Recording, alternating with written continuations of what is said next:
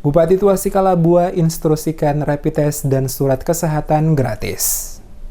Pemerintah Kabupaten Maluku Tengah mengambil langkah-langkah kebijakan baru dalam menyikapi makin naiknya angka jumlah pasien positif COVID-19 di wilayah Kabupaten Maluku Tengah dalam rapat bersama dengan Forkopimda yang digelar pada hari Rabu di kantor Bupati Maluku Tengah. Bupati Maluku Tengah Tuasikala-Abua usai memimpin langsung rapat bersama dengan Forkopimda kepada tim Demes Media Group menuturkan sejumlah kebijakan baru yang diambil oleh pemerintah Kabupaten Maluku Tengah telah menyikapi perkembangan terkini saat ini di tengah-tengah pandemi COVID-19 yang terjadi di wilayah Kabupaten Maluku Tengah. Kebijakan yang telah diambil kata Tuasikal diantaranya mewajibkan bagi siapapun yang akan masuk ke wilayah Maluku Tengah harus memiliki surat izin dan hasil rapid test dari tempat asal perjalanan. Selain itu bagi warga Maluku Tengah yang akan melakukan perjalanan keluar Maluku Tengah wajib menjalani rapid test dan mengantongi surat izin dari kepala desa setempat. Selanjutnya dibawa ke puskesmas untuk diterbitkan surat perjalanan kesehatan yang hanya diberlakukan 12 jam. Langkah ini diambil guna memastikan setiap orang yang akan masuk ke wilayah Kabupaten Maluku Tengah bersih dari virus COVID-19,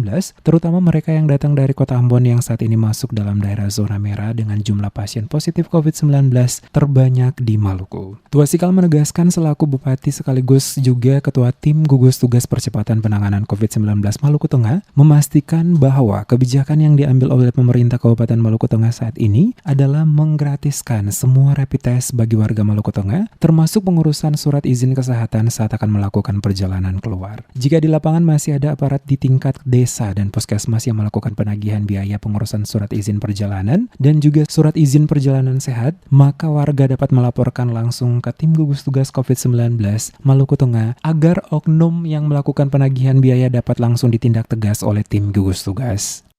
Jadi mulai dari hari ini itu tidak ada lagi pungutan-pungutan yang dilakukan oleh puskesmas ya, maupun kepala-kepala desa.